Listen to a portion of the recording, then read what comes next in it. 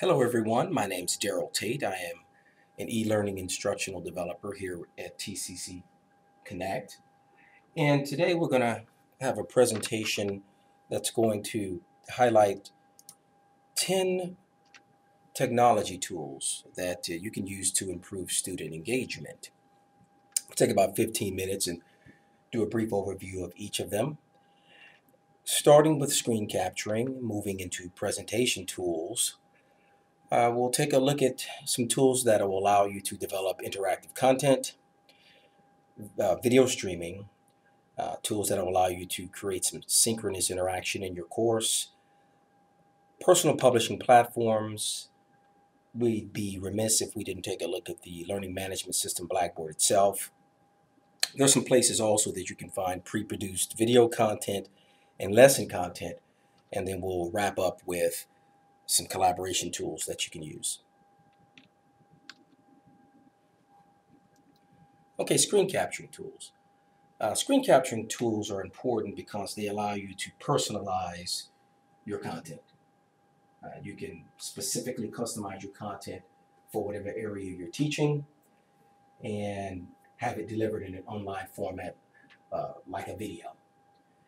This allows you to deliver that content to your students, perhaps where they can watch it in their free time, and then when they come to class, they'll be able to talk about higher concepts, higher analysis of what it is, the content that you're discussing for that particular lesson.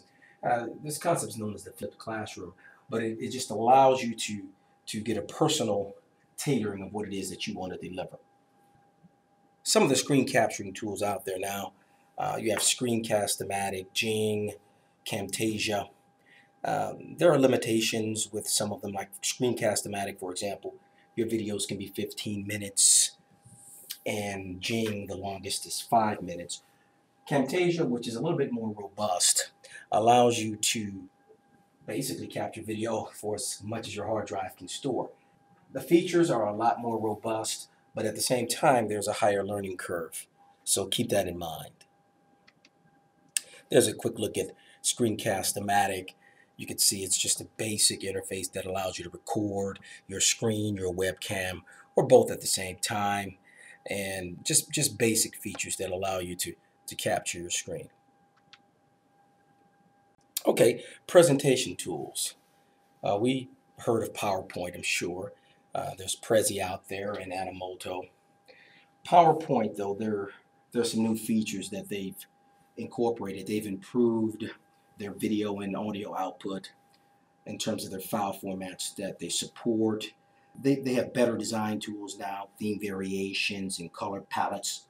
They paid attention to, I guess, what users were looking for in terms of their fonts, and probably just had to compete with Prezi, which allows you to have really slick type of presentations utilizing the spatial aspects of what's on your screen as well.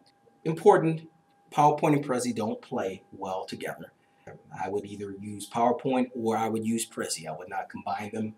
They don't cooperate together very well.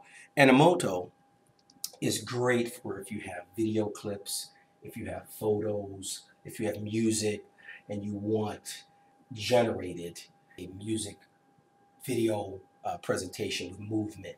It's really a nice tool for that. Here's a look at what a interface for a Prezi screen looks like. Kind of looks a little bit like PowerPoint, but just allows for you to have a lot more robust movement. All right, interactive tools. Interactive tools are important because they allow for you to have immediate feedback or give immediate feedback to the student. An example being, let's say they're reading a lesson, and 3 or 4 paragraphs in, you want to make sure that they're understanding the concept or getting a grasp of the material. You can stop right there, either during a video or during a reading, and create a quick assessment, a quick quiz that allows for feedback. So the student, if they answered correctly, you can affirm it with a why they're correct. If they didn't answer correctly, you can point them back into somewhere into the content and say, hey, take a look over here. This is where you're going to find this answer. And so it's real good at allowing you to make sure that the student is grasping the material that you want before they move on. Zaption is a program that's out there that allows you to specifically in video, stop a video and ask a question. It's pretty neat for that. SoftChalk. It's a little bit more robust, but it does have the learning curve again that goes with it. So it allows for that assessment feedback as well. This is a quick look at what Zaption looks like. You see here where the video content is and where the student is asked the question, why do you think elected politicians supported business leaders? And they can answer that question before they move forward. Okay, let's talk a little bit about synchronous interaction. Synchronous interaction is important to create that one-on-one interaction with the student. Instructor to student, student to student, student to content. And so it's great for, especially in online courses, getting that resonance and being able to talk to students directly. When I teach online, I love using it to create virtual office hours. And so I'll set up on Wednesday, 7 to 8, I'll set up a Collaborate session and let the students know I'm going to be in this session on Wednesdays between 7 and 8, just hanging out in there, waiting for you to come in. If you have a question, you can ask me. We can speak in terms of audio or video and chat as well. Let's say there's something confidential that you want to talk to me about as an instructor and other students are in the session. We can create a room, a breakout room, where we can talk privately. So Collaborate is great for that. Google Hangouts does much of the same. It's a program that allows for you to set up groups for your students so that they can work together as well. Here's a look at a Blackboard Collaborate session where you see the chat room, you see the main room, the participants, and you have a whiteboard. You can share your PowerPoints or your Word files, your Word documents with the class as well. Video streaming is an excellent way of delivering content. We have YouTube, Dropbox, Google Drive, still all deliver video content.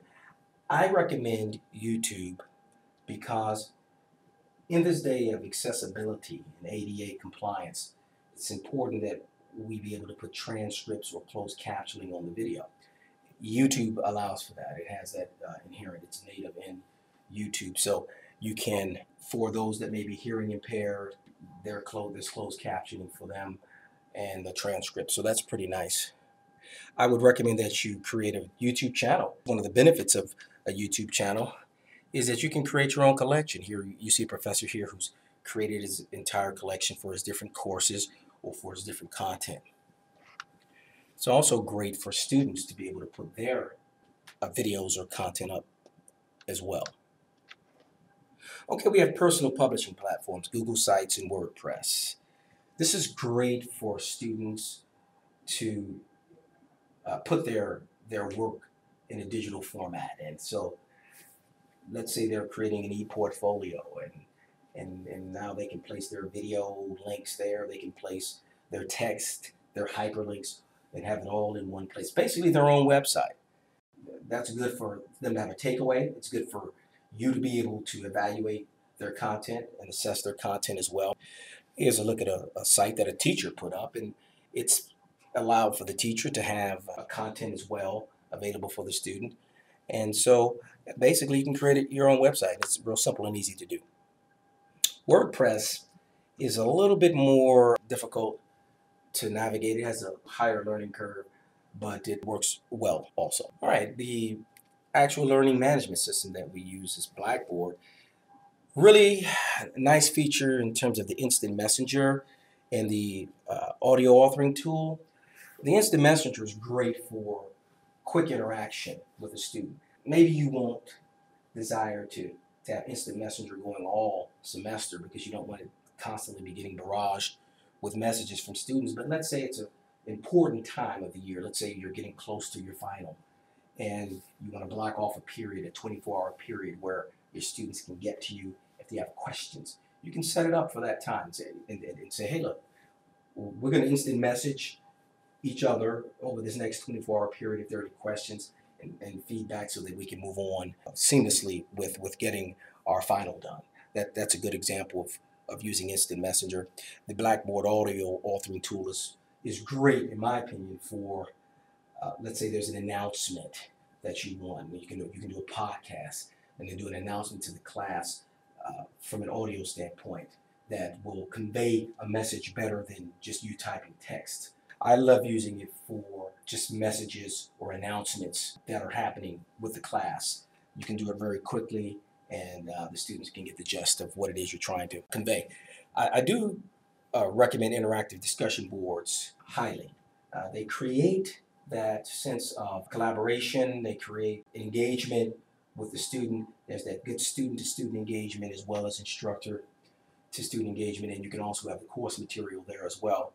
So there's this dynamic going on of a lot of participation. I recall on a lot of the evaluations that I've received that students will say that they had a great learning experience in the discussion threads, learning from their other classmates, and so that's a great way for them to glean from one another. Quick look at a discussion board. It's a great way to create that sense of community as well by having students introduce themselves, which is really important in an online environment. All right, well, there are places where you can get pre-produced videos as well, lectures as a supplemental type of lecture. NBC Learn and TED Talks are great.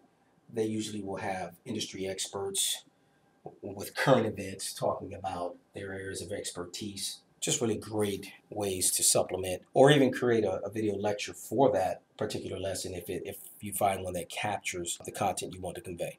It's an example of NBC Learn, pretty straightforward.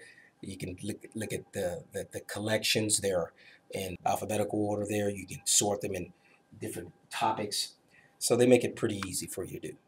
It's also a way to get lesson content as well, not just videos, but you can actually find these databases and communities like Merlot, Creative Commons that have lesson content that colleagues have contributed. They've had success at. They're sharing them with their other colleagues and instructors around the country, around the world. And you can find interactive content in there. You can find video, you can find audios, you can find quizzes and tests. And right here we have Merlot. I think Cal State Northridge has done a great job in curating the collection and putting it in there in a way that you can search the materials in a meaningful way. And so you see all the search engines. You can search members. You can search by different libraries.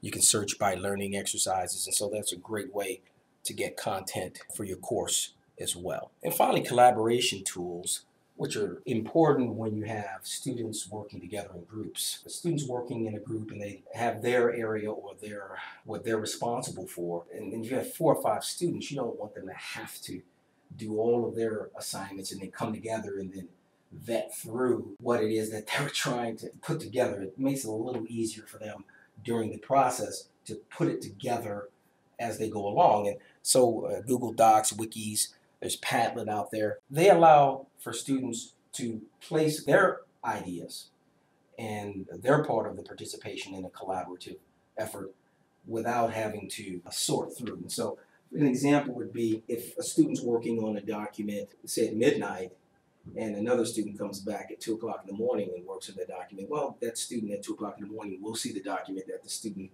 at midnight has worked on in a Google Docs.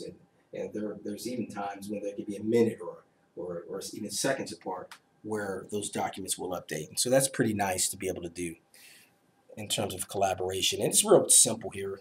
As you see here, it's upload your file, access it from anywhere. You can share your work. Real-time collaborations can take place. And so really neat stuff for collaboration. I've included some frequently asked question links to all of the technology tools that we talked about on today so that you can get a good head start on using these tools. Or if you have questions, you don't feel like you're stuck, you can actually click on these links and they'll get you going. And of course, for any other further assistance, you can contact us at elearning.instructionalservices@tccd.edu. Thanks a bunch, and we will see you next time.